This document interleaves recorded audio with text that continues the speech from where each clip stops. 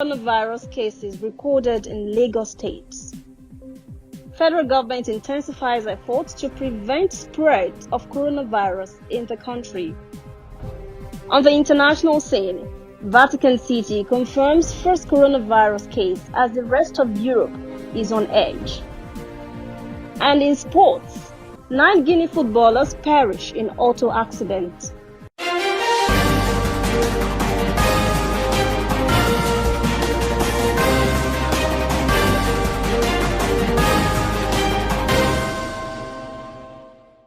This is ANN News.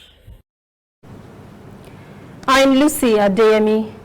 Well, Lagos State has recorded 3 more coronavirus cases. Health Commissioner Akin Abayomi informed the press of this development on Thursday, but did not disclose the patients' identities. All he said was that they were being treated at the Infectious Disease Hospital in Lagos.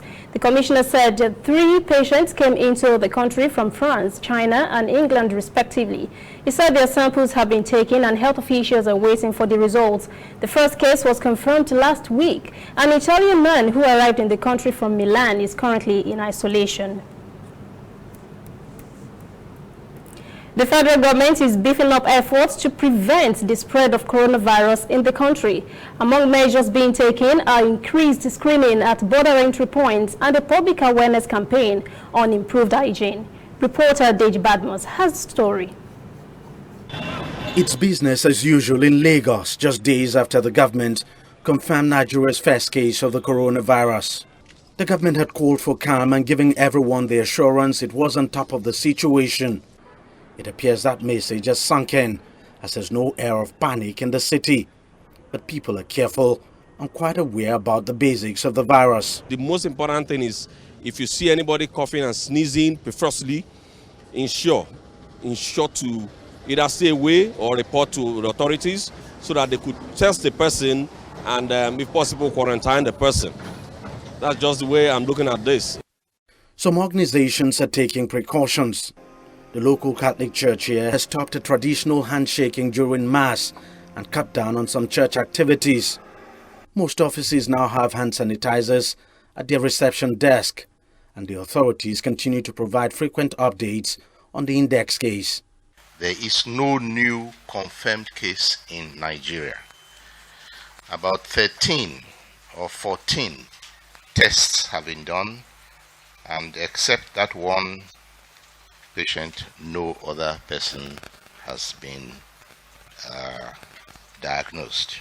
There were 156 passengers on the manifest of the flight that brought the index case. Port Health Services and NCDC have been supporting both Lagos and Ogun State governments to carry out contact tracing and other response activities. Currently, the contacts of the index case are identified as 19 contacts in Lagos, 39 contacts in Ogun State. We are in touch with these contacts who are under supervised self-isolation. Among the challenges authorities are now having to confront is fake news and, of course, misinformation. And there have been a lot of them over the past few days. We must be careful what we listen to and what we believe on social media. Let us stay focused on what the government is saying, on what Nigeria Center for Disease Control is saying, on what the federal government is saying, and let that be the information we should take seriously. The government is now ramping up its enlightenment campaign about the coronavirus on various media platforms. Local TV and radio stations have gone heavy on it. The dosage of information coming out of the local media space is now massive. The government is hoping all of this would make the difference in the country's quest to ensure COVID-19 does not spread beyond the single imported index case it currently has. Still on the coronavirus story, the whole world is feeling the impact of this deadly disease. It has taken a toll in China, Italy, all over Asia. The U.S. stock exchange has been losing more than 1,000 points per day for a week now. Well, Nigeria made some budget plans based on what it believed the oil benchmark price would be. Now that price has dipped and may drastically affect the country's budget plans. We go back to reporter Deji Badmus for the story. Nigeria may be holding out well in its effort at preventing the spread of the coronavirus. Since the country has reported its first case, it's nonetheless feeling the global economic impact of COVID-19. It all boils down to oil. It's Nigeria's main source of revenue and accounts for a significant portion of the country's foreign exchange earnings. But with prices tumbling down below Nigeria's oil budget benchmark price of $57 per barrel, the country is feeling the heat, with fears of another recession. There is no way we can escape it. We are not an inward economy. We depend so much on petrodollars that we sell. So, and if petrodollars is not coming, and we will be hugely affected. We expect prices to pick up. If they don't pick up, then it will be very significant. The impact will be direct, the deficit will be impacted, and the capacity of government to reduce expenditure is limited. For about 3 years now, the Nigerian currency has been among the most stable in the world. The country's central bank has been using robust foreign reserves to defend the local currency, but the reserves have been dwindling for months now. And with the drop in global oil prices making accretion to the reserves difficult, there are fears a devaluation might be inevitable. There is no way we can escape devaluation. The numbers are not adding up. The government is trying their best to make sure that there is no devaluation. But one way or the other, you can't hold it for too long. The reality is that the economy is now much more dependent on diaspora remittances, much more dependent on that than on oil. So the impact on the foreign exchange itself may not be as high as generally speculated. The reserves have fallen below $38 billion and may continue to fall at least for the short term with the ongoing COVID-19. The next MPC meeting of the central bank is scheduled for later this month. Everyone is waiting to see how the committee reacts to all of this development. With new COVID-19 cases now popping up in Lagos and may soon show up in other parts of the country, the federal government is still holding on to the 620 million naira that has been earmarked for preparing for the virus. Senate President Ahmed Lawan was dismayed when he visited the isolation center in a suburb of the Federal Capital Territory on Wednesday and found out it wasn't ready. Lawan said if the government is ready to release the money, nobody should withhold it. Coming up, African stories. South Africa's Rand slums now rebuilding after announcement of coronavirus case there. And later, international news. The Vatican confirms first coronavirus as the rest of Europe is on edge.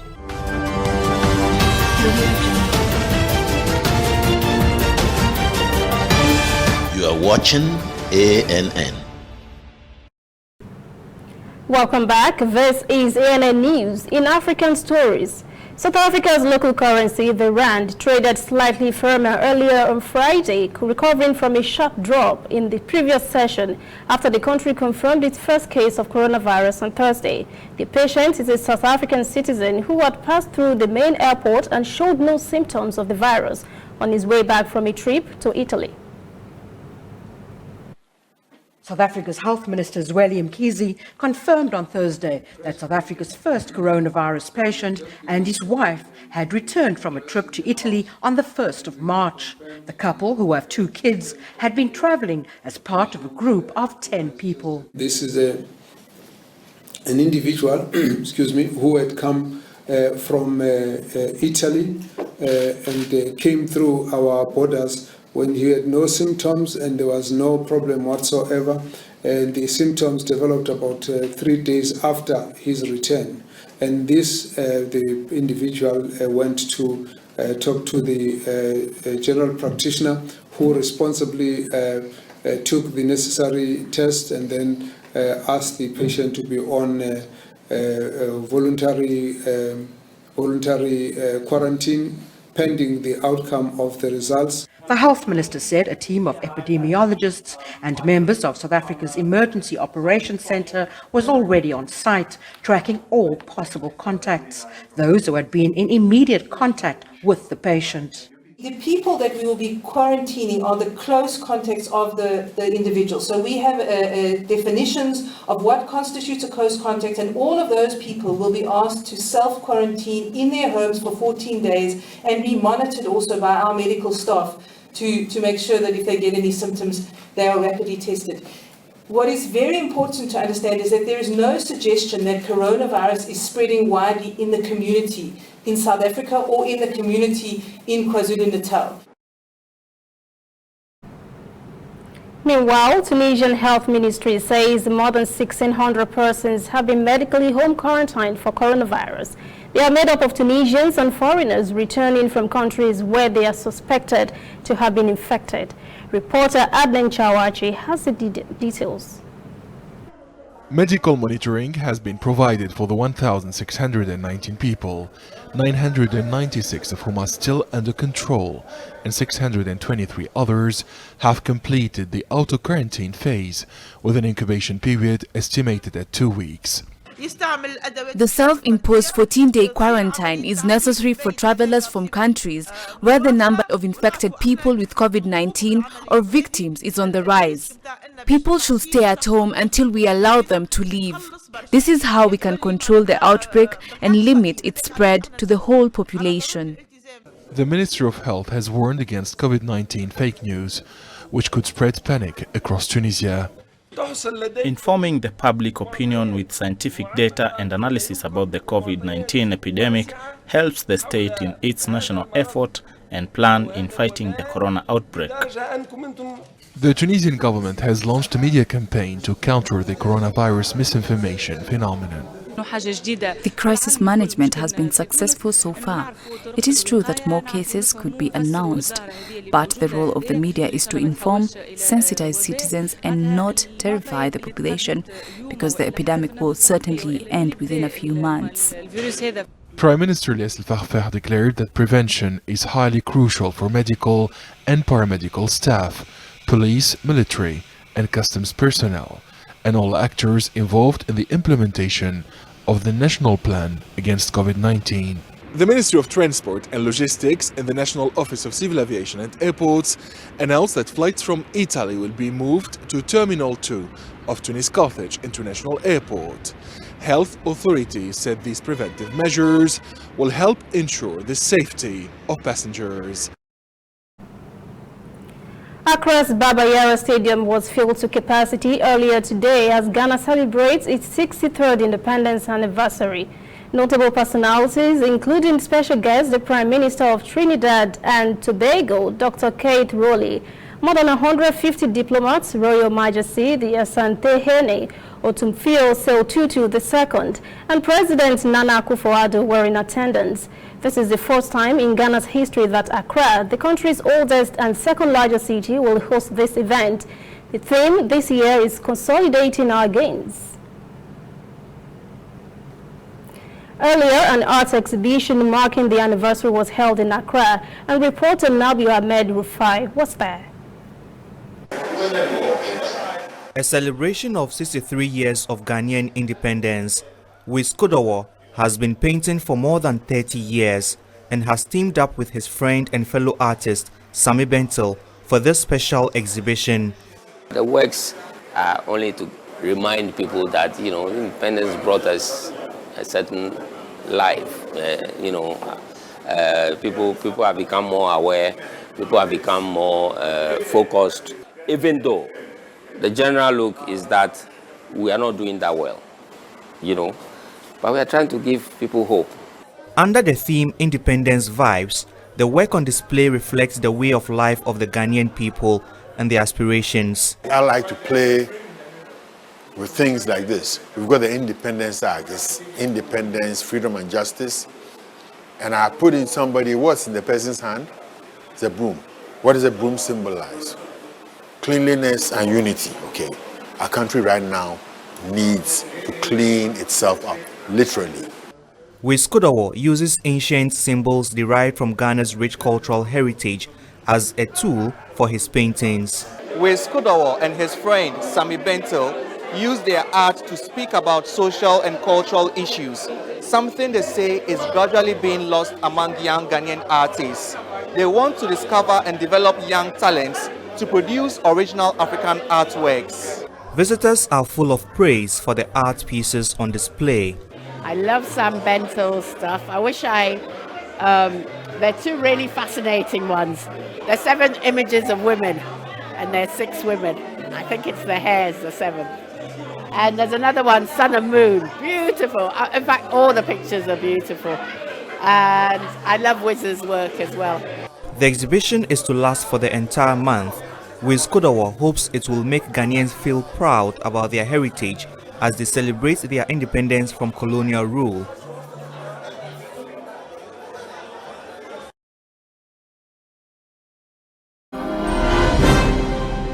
When we return, international news, Vatican first COVID-19 case, and later sports. 9 Guinea footballers perish in boat accidents.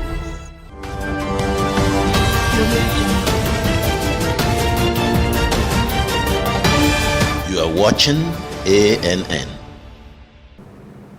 Welcome back. This is ANN News. Now to international stories.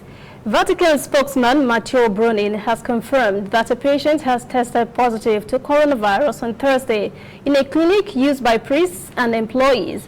As a result, all outpatient services at the Vatican clinic are suspended, so the area could be sanitized.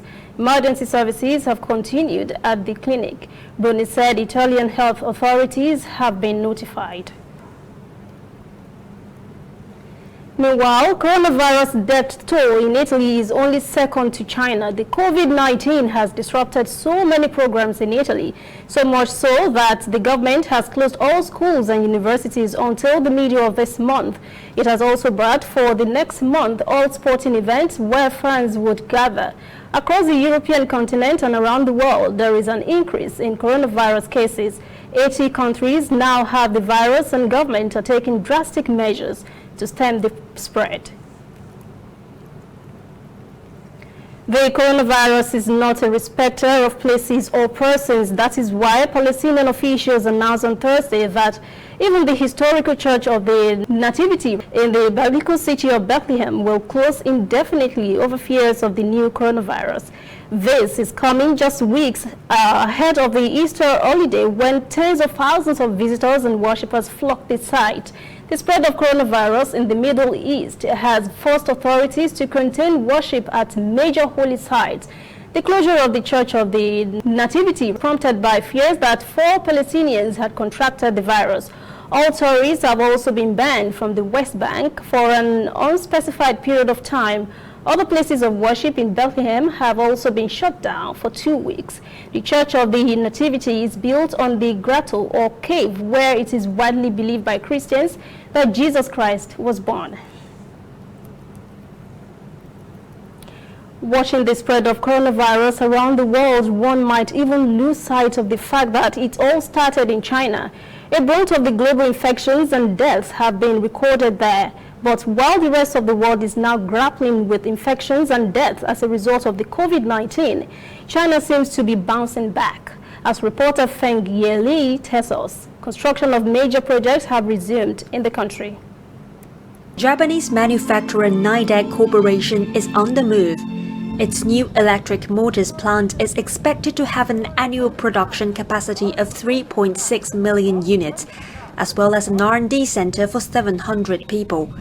Thanks to government support, the coronavirus outbreak didn't impede their plans. We were worried about the shortage of supplies and other problems caused by the epidemic, but with the help from the government, we have not been affected at all. We can make products normally to meet the needs of our customers. With such guarantees, the company decided to double the size of its investment in a new plant to over 6.5 billion yuan. Meanwhile, the city also provided incentive funds and supporting facilities to ensure the project began as scheduled. 50 people worked overtime to prepare materials during the outbreak. We ensured the successful completion of a temporary power construction under safe conditions in 3 days. With the construction now practically in full swing, project managers hope to have it operational by next year. Meanwhile, the plant is also expected to attract dozens of other enterprises to invest in the region. The Chinese government is taking strong measures and guiding us to control the coronavirus. This gives us confidence in China's future economic development. Limited by the need to implement epidemic prevention measures, about 80% of key provincial projects across the country are nevertheless back up and running. The government will now look to strengthen funding, land use and the workforce to promote major projects construction. And it hopes this can prove to be an effective counterbalance against the impact of the epidemic and help to stabilize economic growth. These projects include infrastructure for upcoming international sporting events. Nearly all of the Beijing Winter Olympics projects have now restarted, with China's first bobsleigh and tobogganing track making ice for the first time this month. Construction has also resumed on the stadium to hold the 18th World Middle School Games in Xinjiang this October. All but 11 of the 13 venues have been completed, and the overall plan is well on schedule. Authorities will also continue to prioritize a series of major transportation, infrastructure, and energy engineering projects. They include a freight line linking cities in the Greater Bay Area of southern China, as well as the largest hydropower project being built in Tibet to meet the region's supply. Still ahead, sports. 9 Guinea footballers perish in road accident. Stay with us.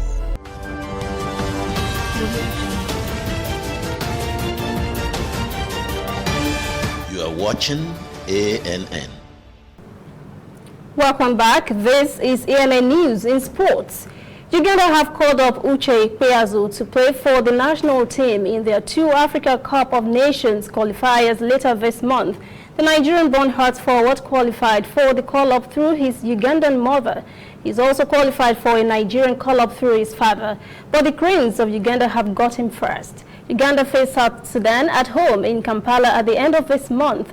They will then meet them in Khartoum for the return match 3 days later.